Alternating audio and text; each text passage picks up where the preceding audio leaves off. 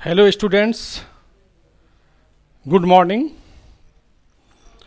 पिछले क्लास में हम लोग एलसीआर सीरीज सर्किट पढ़े हुए थे, जिसमें एक ऐसे फ्रीक्वेंसी के विषय में हम लोग डिस्कस किए हुए थे जिस पर एलसीआर का इम्पीडेंस मिनिमम था और करंट मैक्सिमम हो रहा था, और उस पर्टिकुलर फ्रीक्वेंसी को हमारा रेडियो रिसीवर जिसमें ये एलसीआर सर्किट लगा हुआ है उस पर्टिकुलर फ्रीक्वेंसी को सिलेक्ट कर रहा था। इसलिए एलसीआर सीरीज को हम सेलेक्टर सर्किट भी कहते हैं, और बाकी फ्रीक्वेंसी को रिजेक्ट कर रहा था। जैसे पटना रेडियो स्टेशन से पर लगा हुआ है, पटना रेडियो स्टेशन है और पटना रेडियो स्टेशन को ये हमारा एलसीआर सेलेक्ट किया हुआ है, तो इस समय केवल ये पटना रेडियो स्टेशन के फ्रीक्वेंसी को ही सेलेक्ट किए हुए है, कैच किए हुए है, बाकी को रिजेक्ट कर दिया है।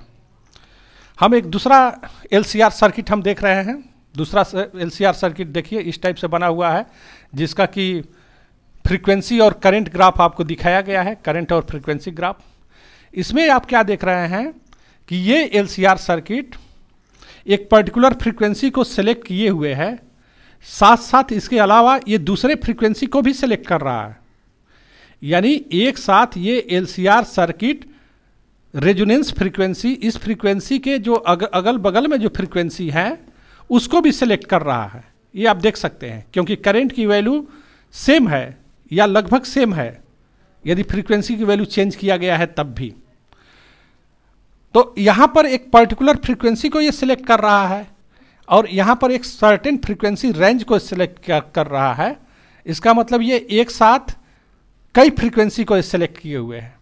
तो जाहिर सी बात है कि इसमें क्या होगा, बहुत सारे फ्रीक्वेंसी का यहाँ पर इंटरफेरेंस है, तो इस एलसीआर सर्किट की क्वालिटी खराब होगी in comparison to this LCR circuit, क्योंकि इसमें और सब फ्रीक्वेंसी भी इंटरफेयर की हुई है। तो हम ये बोलते हैं कि इसका क्वालिटी क्या है, बेटर है इस क्वालिटी के रिस्पेक्ट में। तो थोड़ा ये जो ग्राफ है, करंट फ्रीक्वेंसी ग्राफ, इसके विषय में देखिए। जिसकी फ्रीक्वेंसी अच्छी है, हाई है, उसके विषय में हम क्या कह सकते हैं, ये आप देख रहे हैं कि इसका रेजोनेंस शार्प है। ये ग्राफ क्या है, शार्प है, पहली चीज। यानी जिसकी क्वालिटी हाई होना है, क्या होगा भाई, ये curve, current frequency curve sharp होगा यदि क्वालिटी हाई होना है तो। और दूसरी चीज, इसका बैंडविड्थ, ये देखिए, ये जो डिस्टेंस हम बैंडविड्थ के विषय में तुरंत हम अभी आपको बता रहे हैं, इसको हम बोलेंगे, ये मान लीजिए W1 है और ये W2 है, तो this W2 minus W1 this is known as bandwidth. यानी ये बैंडविड्थ कम होगा, जिसकी क्वालिटी अच्छी है उसका बैंडविड्थ क्या होना चाहिए, कम होना चाहिए। तो ये रहा, ये चीज आप समझ गए होंगे, और ये यदि आप समझ गए होंगे तो हम आपको आगे ये क्वालिटी फैक्टर हम बता रहे हैं। तो देखिए बच्चों, क्वालिटी फैक्टर क्या है।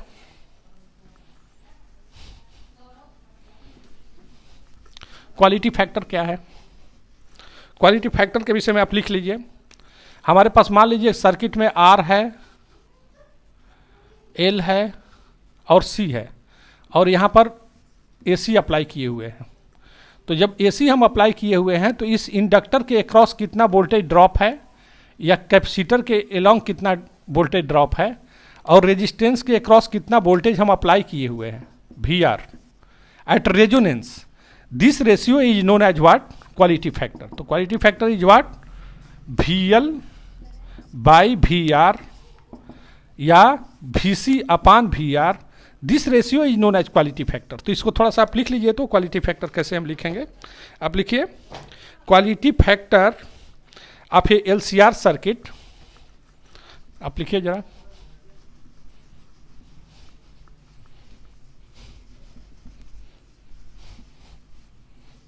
Quality factor of a LCR circuit is the ratio of voltage drop, ratio of voltage developed across inductor या across capacitor across capacitor to the voltage applied inductor at resonance, ये जो voltage drop होगा ना at resonance होगा, at resonance to the voltage applied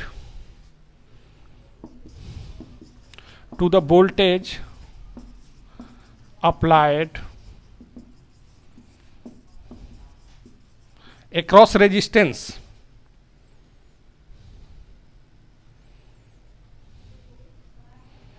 voltage applied across resistance, ये आप लिख चुके हैं। इसी को क्वालिटी फैक्टर हम बोलते हैं। हम इसको मिटा दे रहे हैं क्योंकि इसको हमको आगे बढ़ाना है।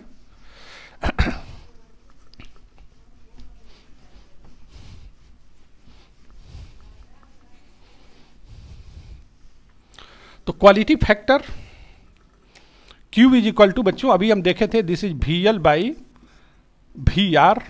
तो VL बाई VR को हम देखेंगे सीरीज में करंट तो सेम होता है, तो हम लिखेंगे यहाँ पर I XL by IR, I cancel out हो गया, XL अपन R। तो Q is equal to XL, मतलब ये XL रेजोनेंस पर होना चाहिए, तो XL is equal to omega L, omega naught L लिखेंगे, omega naught is resonance frequency by R। Omega naught को आप लिख सकते हैं 1 upon under root LC upon L by R। तो this Q is equal to 1 by R, बाहर हम ले लेंगे तो रूट L से कैंसिल आउट हो जाएगा, L बाई C। तो this is expression for the quality factor. इसका मतलब जिस सर्किट का रेजिस्टेंस बहुत अधिक है उसकी क्वालिटी, उस LCR की क्वालिटी खराब होगी।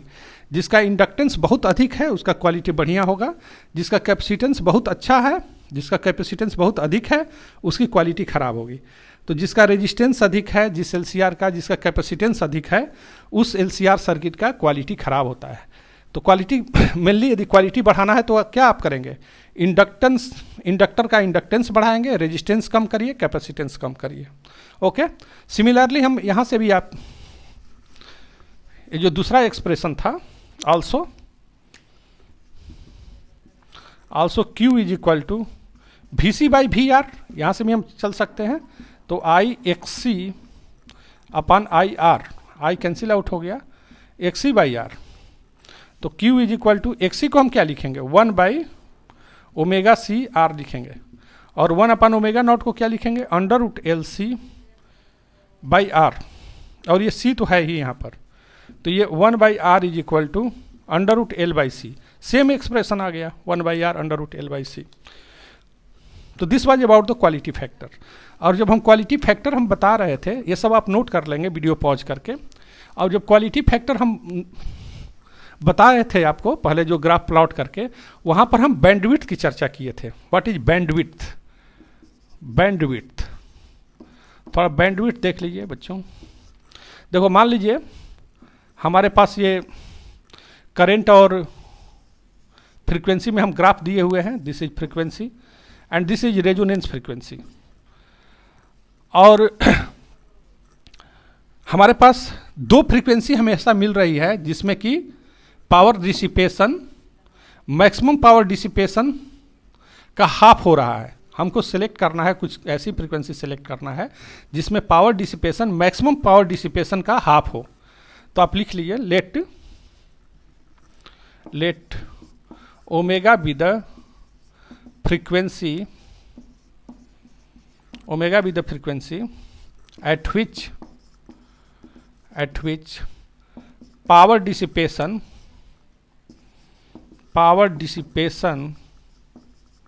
is half of the power dissipation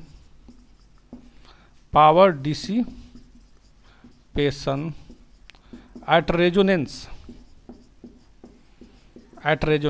that is इस पर्टिकुलर फ्रीक्वेंसी पर पावर कितना होगा। तो पावर डिसिपेशन जानने के लिए आपको करंट चाहिए, तो I square R is equal to resonance पर कितना पावर डिसिपेशन है। मान लीजिए कि रेजोनेंस पर करंट आपका I नॉट हो रहा है, I square R, this is power dissipation eight resonance.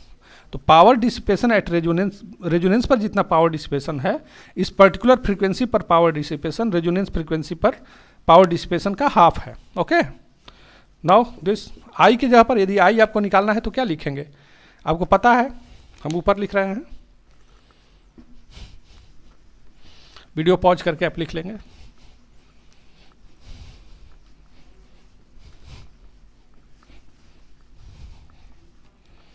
ये करंट इज इक्वल टू कितना होता है, voltage V R M S upon L C R में कितना इंपीडेंस है, Z into R. This is power dissipation at frequency omega.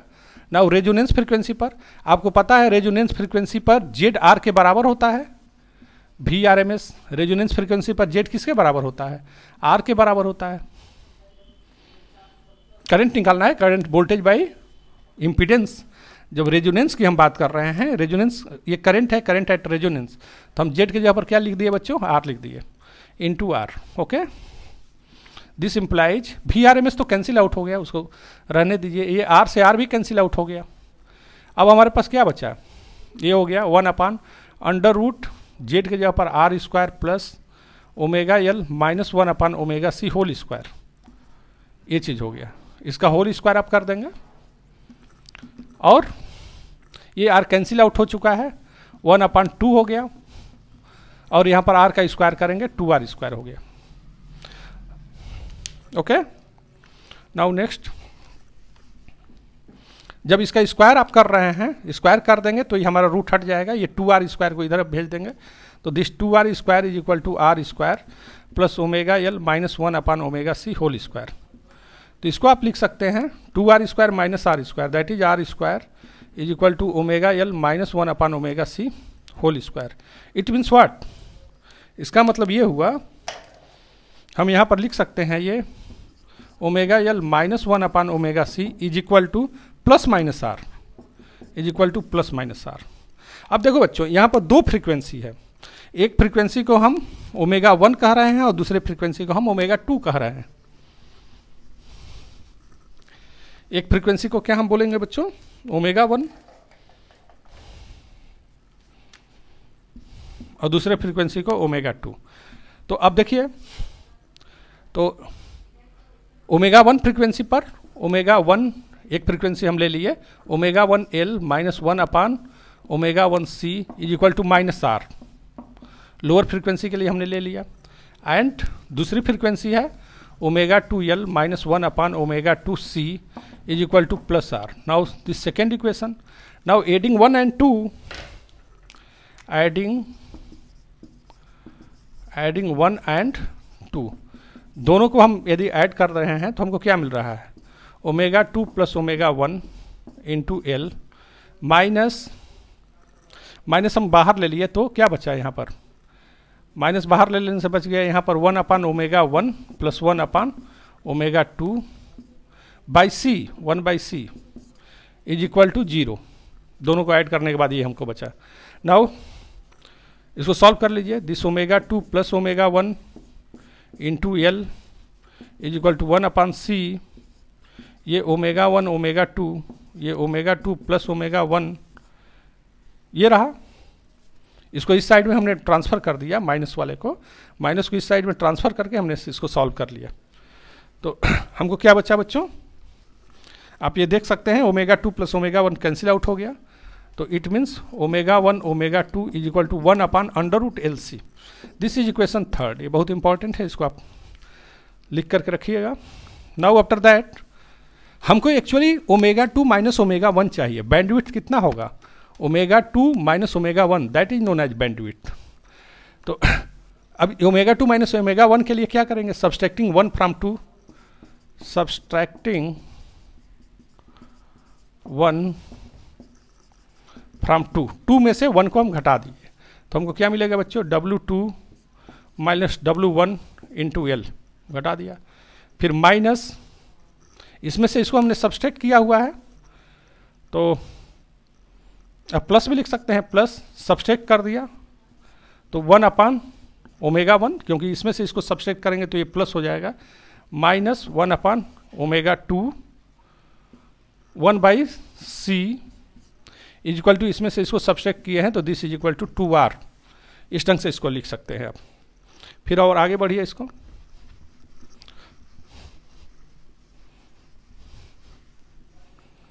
आगे बढ़ा के लिखेंगे हम ओमेगा 2 माइनस ओमेगा, इसको और आप एक स्टेप लिखिए, omega 2 minus omega 1 into L plus ये omega 2 minus omega 1 upon omega 1 omega 2 into 1 by C is equal to 2r।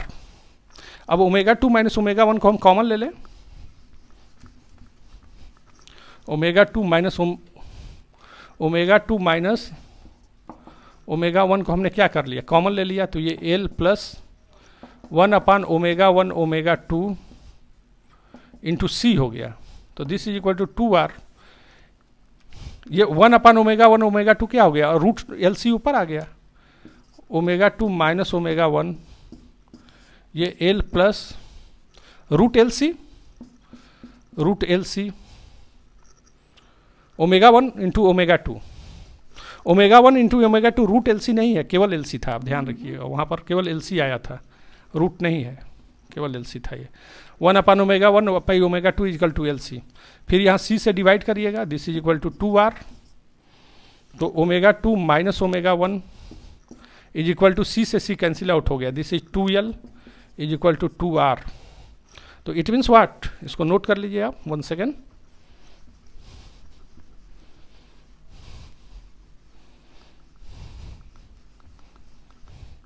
Omega 2 से 2 कैंसिल आउट हो गया, that is omega 2 minus omega 1 is equal to 2 से 2 cancel out हो गया r by L. तो this is bandwidth, इसी को बोलते हैं हम बैंडविड्थ बोलते हैं, इसको हम बोलते हैं बैंडविड्थ। तो बच्चों बैंडविड्थ के लिए आपके पास एक फार्मूला होना चाहिए था, वो आपको मिल गया, W2 minus W1 that is known as bandwidth, and bandwidth is equal to r by L. जिसका एल अधिक होगा उसका बैंडविड्थ कम होगा, जिस सर्किट का रेजिस्टेंस जितना ही ज़्यादा होगा उसका बैंडविड्थ उतना ही ज़्यादा होगा। और ये ओमेगा नॉट माइनस ओमेगा 1 को हम बोलते हैं हाफ बैंडविड्थ, इस टर्म को हम यहाँ से डेल्टा ओमेगा हम बोल रहे हैं, delta omega is known as half bandwidth, तो हम हाफ बैंडविड्थ को 2 इंटू डेल्टा ओमेगा लिख सकते हैं, तो this is equal to r by L, where delta omega is known as half bandwidth, half bandwidth. Okay, तो ये हमारे पास हमने आपको बताया क्वालिटी फैक्टर। क्वालिटी फैक्टर क्या होता है बच्चों, quality factor is the ratio of voltage developed across inductor या voltage developed across capacitor to the voltage applied across resistance, ये क्वालिटी फैक्टर रहा। और दूसरा चीज हमने क्या बताया, sharpness of resonance, sharpness of resonance, और तीसरी चीज हमने क्या बताया, बैंडविड्थ बताया। तो इस चीज को आपको ध्यान रखना चाहिए बच्चों, quality factor Q is directly proportional to sharpness of resonance, sharpness of resonance. यदि रेजोनेंस शार्प है, ये मतलब बहुत पतला है, तो क्वालिटी अधिक होगी, and inversely proportional, Q is inversely proportional to the bandwidth is equal to bandwidth या W, हाँ ठीक है, उसे कोई बात नहीं, बैंडविड्थ। तो ये आपको ध्यान में रखना चाहिए, क्या, quality factor is directly proportional to sharpness of resonance, Q is directly proportional to sharpness of resonance and inversely proportional to the bandwidth, inversely proportional to the bandwidth. Okay, ये बहुत इंपॉर्टेंट चीज़ है, ये आपको ध्यान में रखना है। तो क्वालिटी फैक्टर के लिए हमने एक्सप्रेशन आपको निकाल लिया, और बैंडविड्थ के लिए हमने एक्सप्रेशन निकाल लिया। देखो क्वालिटी फैक्टर के लिए एक और भी डिफिनीशन होता है, उसको आप ध्यान से सुन लीजिए। आल्सो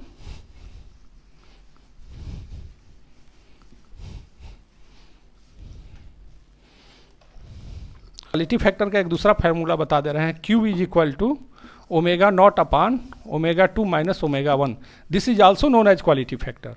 तो Q is equal to omega nought के जगह पर आप लिख सकते हैं √1 अपान LC, और ओमेगा 2 माइनस ओमेगा नॉट के जगह पर अभी आप लिखे हैं R बाई एल, अभी आप लिखे हैं R बाई एल, तो ये √L इससे कैंसिल आउट हो गया, √L कैंसिल आउट होगा तो बचा क्या, तो इसको सॉल्व कर दिए तो ये आर तो नीचे रह गया 1/r, रूट एल है यहाँ पर, रूट एल से ये कैंसिल आउट हो गया, तो ये रूट एल ऊपर चला गया 22 से। तो ये क्वालिटी फैक्टर को हम ऐसे भी, ये 3 चीज़ हम बताए और तीनों चीज़ से क्वालिटी फैक्टर का एक ही फार्मूला आया, Q = 1/r √L/c। ओके, तो हम कुछ न्यूमेरिकल्स प्रॉब्लम आपको दे रहे हैं वो क्वालिटी फैक्टर पर, बेस्ड ऑन क्वालिटी फैक्टर, उसको आप सॉल्व करेंगे। आप देख लीजिए, क्वेश्चन हम डिस्प्ले कर दे रहे हैं, क्वेश्चन डिस्प्ले कर दिया गया है आप क्वालिटी फैक्टर का, इसको आप जरूर बनाइएगा। Okay, thank you.